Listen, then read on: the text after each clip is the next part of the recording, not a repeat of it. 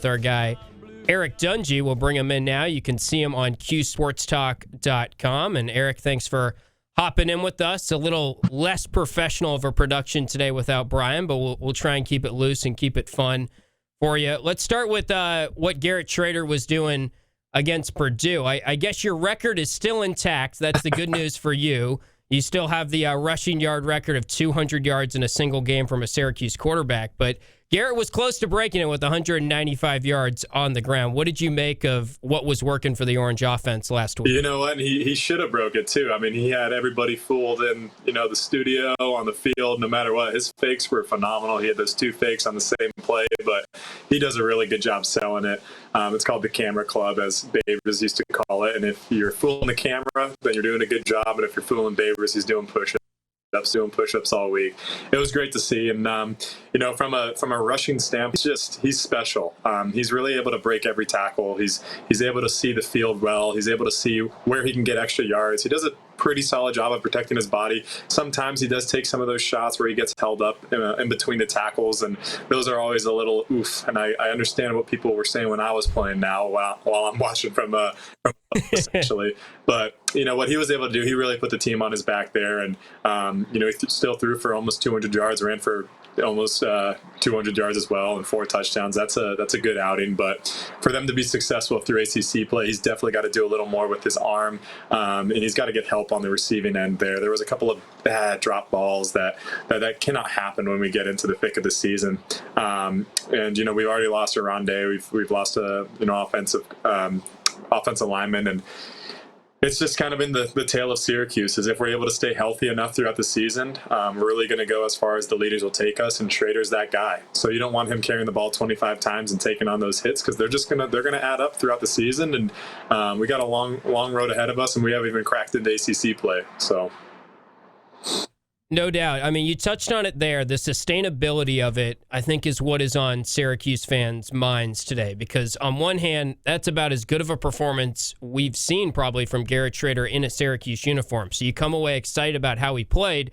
But also, I mean, he even said during kind of the media availability this week, Trader was talking about how he does feel banged up and he feels like it took a toll on his body, and that's probably not all that sustainable for you because you've been in those type of games. How much do you think he is feeling it after running to the degree that he did this past week? You know what? I still remember waking up, whether it be a Sunday morning or usually Sunday, sometimes the Saturday mornings if we played on Friday, but it takes you about 10, 15 minutes to get out. You kind of make your way down to Manly, hop on the ice tub, see the trainers, talk about your bangs and bruises.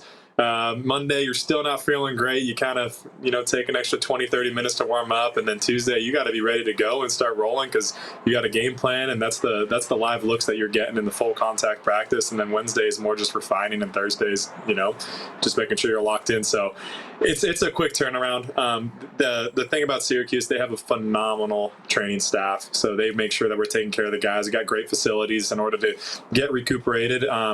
But with a guy like Trader, when you're taking those hits, they definitely add up. And it's just the nagging ones, whether it be on your elbow, your throwing hand, those ones that really bother you. And it may seem little, even just like a fingernail, but when you're throwing the ball, and that's something that you've done repetitively over and over and over again, even if there's something off, it could throw off your time and it could throw off your accuracy. In the long run, it could be bad for results. But he's a tough kid. There's no doubt about it. But no matter how tough you are, you always just want to make sure you're putting yourself in the best situation. And again, I feel like I'm preaching to the choir because this is what people were probably always saying about me. But it's tough. As a competitor, you want to do everything you can to win, and that's what he has in him, and you can tell. And that's why I love watching the kid, and that's why Babers loves him too. But it's just the fine line of too much versus too little, and when is enough. But that's when you got to have somebody else, whether it be Donovan Brown or Damian Alford, step up and take some of those hits off of them and make sure that they're a threat as well, so they don't have to just spy Trader the whole time. Yeah, it's amazing how your perspective has changed now that you're not playing in the games. I'm sitting here laughing as you're going through it. I'm sure there are some fans driving right now saying, wow, I can't believe we'd ever hear Eric Dungey talking like this post-playing career, but that's what will happen. You mentioned how the fakes, and that's something that you tried to do against Dino in practice. Can you give us some insight into that? Because I think a lot of people were caught off guard by how good Garrett Trader was at the fakes. But it seems like Dino's been talking this week about how faking capital of, the world is Syracuse, New York. So it seems like that has been something on his mind and on the offense's mind for a while. Yep, and the faking capital of the world, Syracuse University.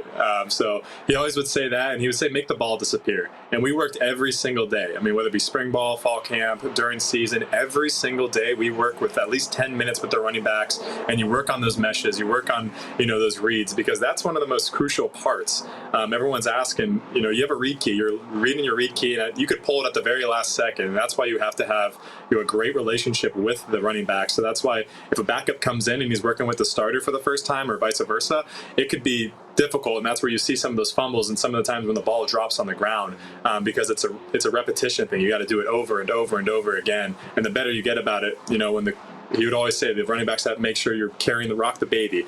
If you don't get the ball, rock the baby, give the 2-3 yard burst, because it's going to pull. Even if it pulls a linebacker, foot and a half, 2 feet this way, well, guess what? Trader's able to use that speed and get the corner or just break out to the third level. So it's the little things that continue to add up. And after 8 years of Coach Babers being there, he's implemented them into this offense, and they're trying to be high octane and, do all these things, but you have to start from the ground. And the faking capital of the world is where it starts, and just to build up these little things that over time you're going to be able to add the widgets and the trick plays and this and that, but if you can't get the basics down, you're not going to be anything. And that's the one thing I've really noticed, is that Syracuse has become very, very sound in terms of the fundamentals.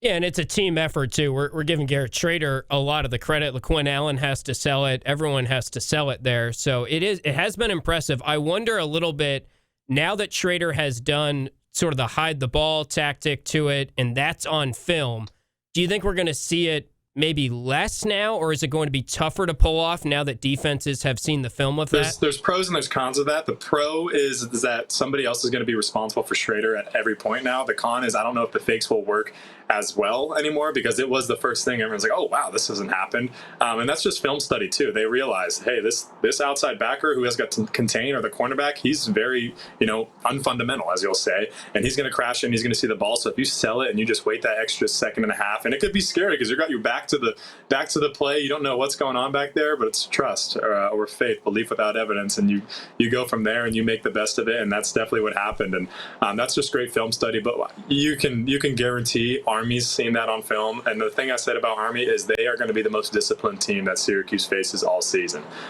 We love our troops, support our troops, and that's just the way that they're trained.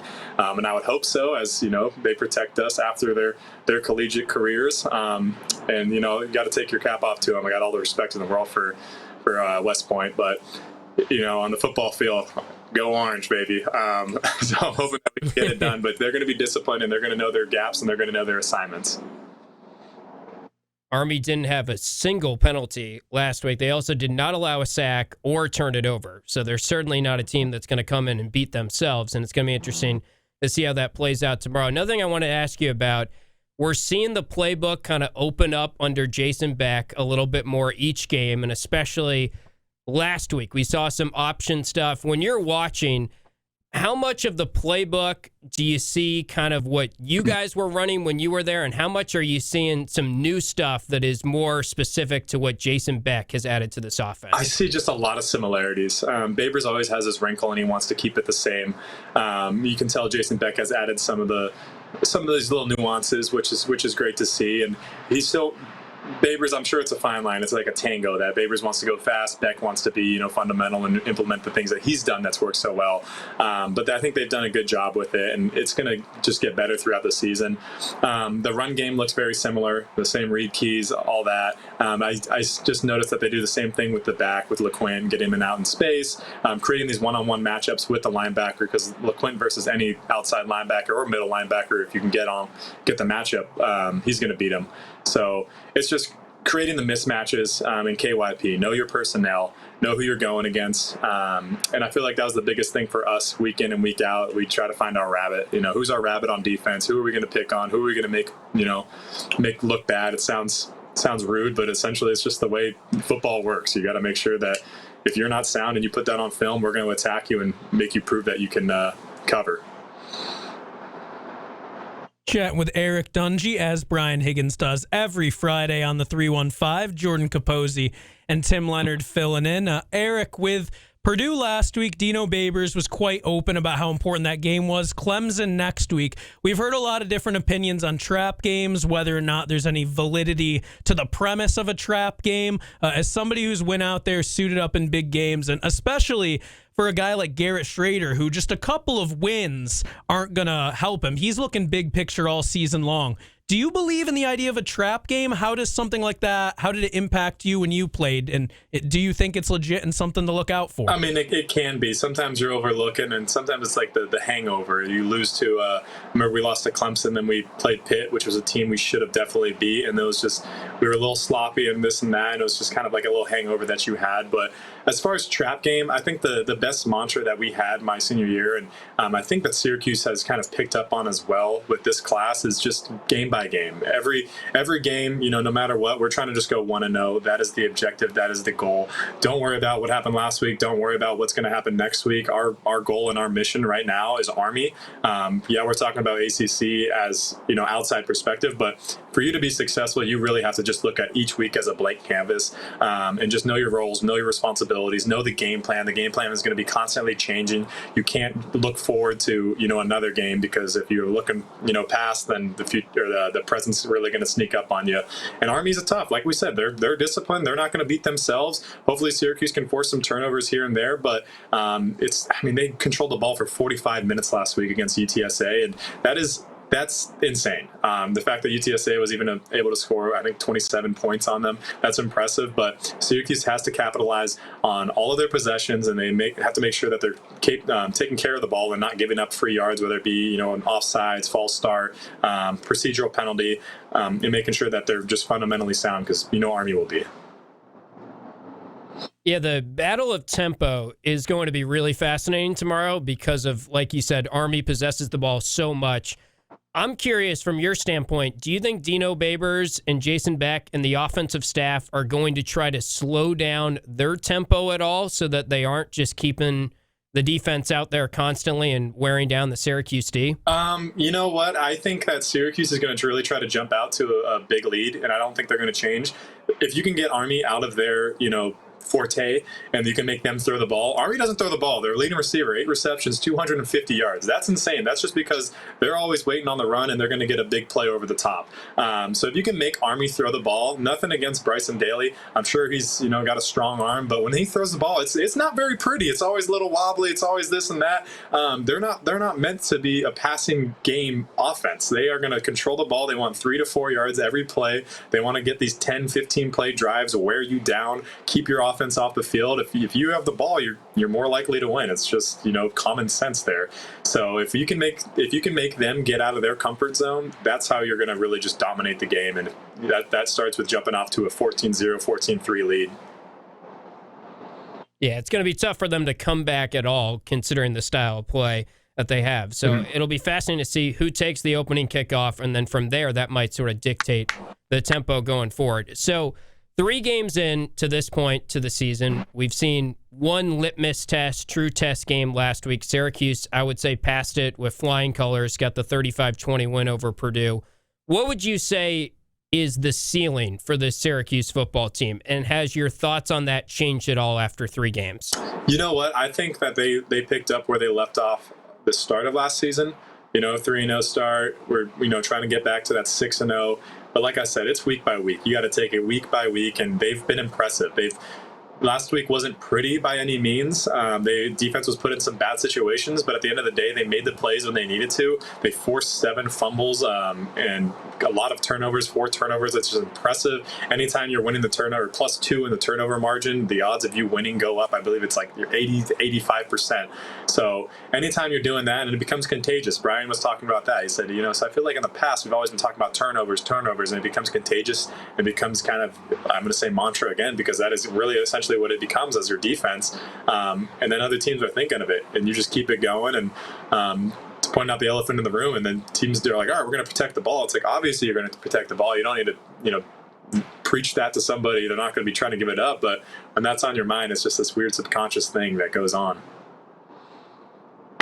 Yeah, I don't think Purdue was really following that tactic very well last week. They were putting the ball on the ground a lot. But, Eric, thanks so much for hopping on with us. Appreciate you taking some time and giving us your insight on this one. Of course. I appreciate you guys. Did a great job. Excited for the game this weekend.